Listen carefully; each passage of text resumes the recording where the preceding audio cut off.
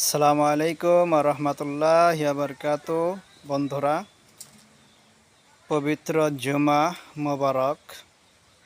আজ পবিত্র জুমার দিন, গরিবদের হজের দিন, গত এক সপ্তাহের গুনাহ মাফের দিন।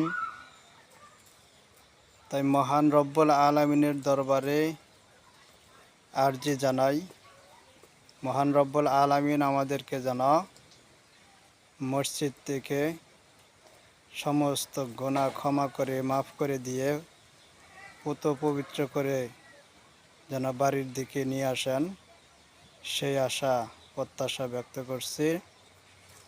এবং পৃথিবীর সকল মুসলমান ভাই ও বোনদের জন্য দোয়া করি, আমার জন্য দোয়া করবেন।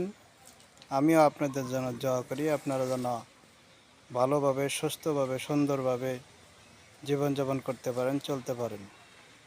তো সবাই ভালো থাকবেন, সুস্থ থাকবেন। আসসালামু আলাইকুম ওয়া রাহমাতুল্লাহি ওয়া বারাকাতুহু।